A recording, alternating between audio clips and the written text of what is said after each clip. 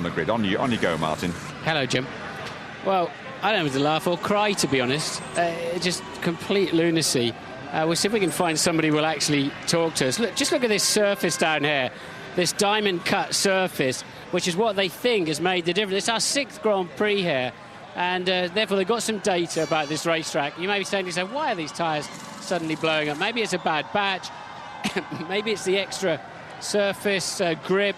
Whatever it is, clearly the teams have been told categorically that they cannot go through that final turn 13 full throttle, so they can't go racing, and that'll be dangerous in itself.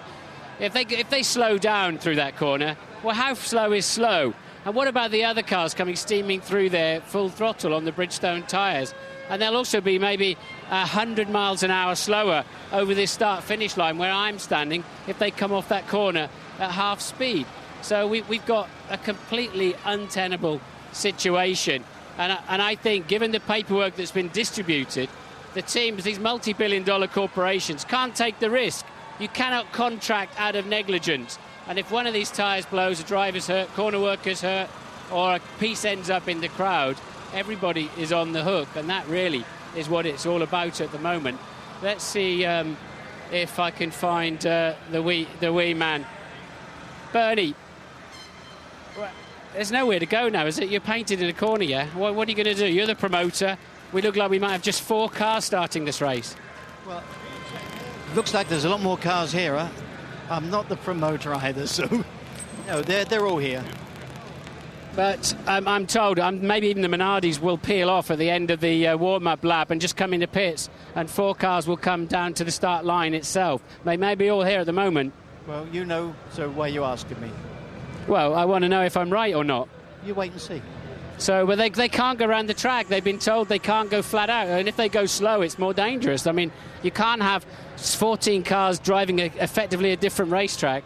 I mean, the problem has been caused by the tyres, obviously, by Michelin brought the wrong tyres. It's just simple as that. Yeah, but then for the interest of Formula One, you must have been screaming at the lot of them to say, sort yourself out. This is what I'm going to do here. I'm taking charge here.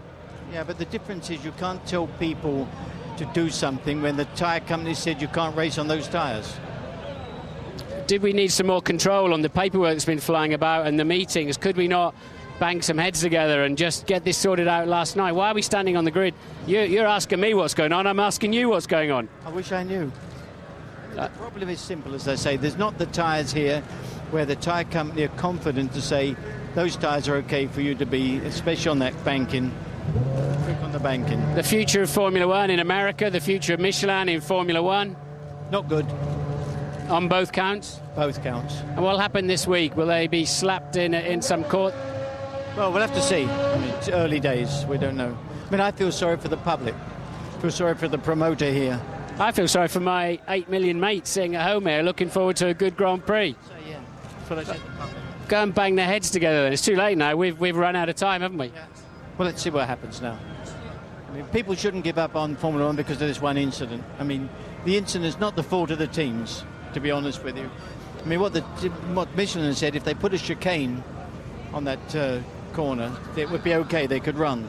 And it's been decided not to put a chicane there, so that's it. Yeah, but they didn't bring tyres that were intentionally not up to it. They've just obviously been caught out by something, a bad batch or this new diamond cut service. We saw Bridgestone having tyres fail in Barcelona with the safety car situation. Surely we just have to have a sensible pill and say, OK, this is the situation we find ourselves in. Let's take a sensible solution and go motor racing. Tell me where we can buy the pills. We need to talk to Mrs. Ecclestone. Maybe this needs a woman's common sense here. There's Mrs. Ecclestone. Let's see if she's... Mrs. Ecclestone, this needs a woman's intuition on this, don't you think? Nothing to say, nothing to say. I think maybe you should have had something to say and give him a jolly good slapping.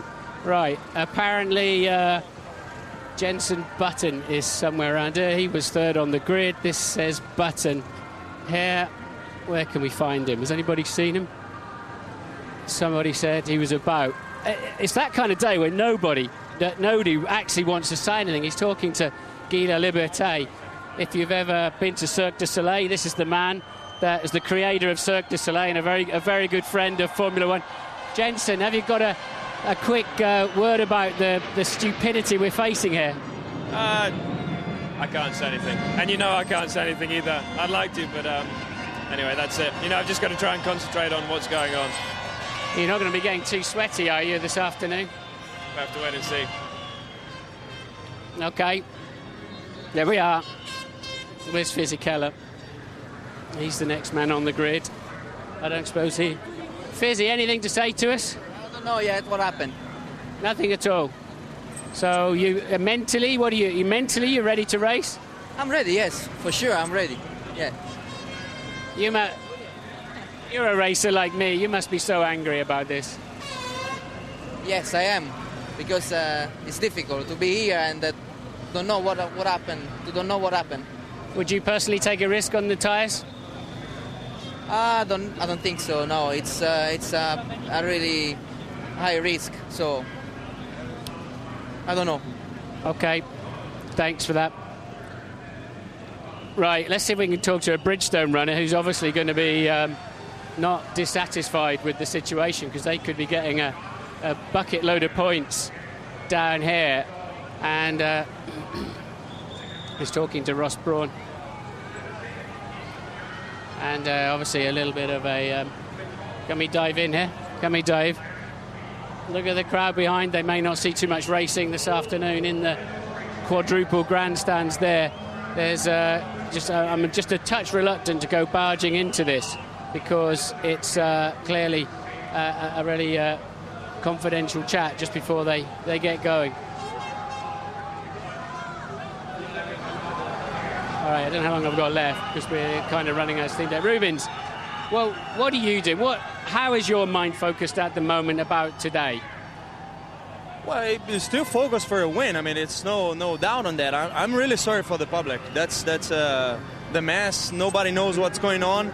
We've been told by our Ferrari members to go. That's our main thing. We're going to start and we're going to have our race. Hopefully they're going to be on the race because we look strong. I mean, the tires look strong and everything. So it's really a pity that they are not taking part, if that's true. Well, I suspect, mate, we're relying heavily on you for an entertaining race and having a go at Michael, so don't let us down. I'm going to throw back to you, Jim. Well done down there, Martin. I think Rubens faced